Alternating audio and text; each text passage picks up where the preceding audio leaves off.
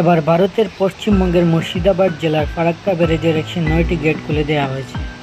বিহারের গঙ্গায় পানির স্তর অস্বাভাবিকভাবে বেড়ে যাওয়ায় এই গেটগুলো খুলে দেওয়া হয়। এ বিষয়ে দেশটির পররাষ্ট্র মন্ত্রণালয় ব্যাখ্যা দিয়েছে। 26 আগস্ট সোমবার এক বিবৃতিতে ভারতের পররাষ্ট্র মন্ত্রণালয়ের মুখপাত্র শ্রী রণধর জয়সওয়াল বলেন, আমরা ফারাক্কা ব্যারেজের গেট খোলার খবর দেখেছি।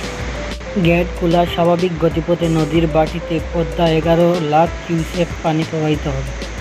এটি একটি স্বাভাবিক মৌসুমী অবস্থা বলে তিনি জানান, যা উজানে গঙ্গা নদীর অববাহিকায় ভারী বৃষ্টিপাতের ফলে প্রবাহ বৃদ্ধির কারণে ঘটে থাকে। তিনি বলেন, ফারাক্কা একটি ব্যারেজ, কেবল ড্যাম নয়। পানির স্তর উপরে উঠে গেলে এটি প্রবাহিত হতে থাকে।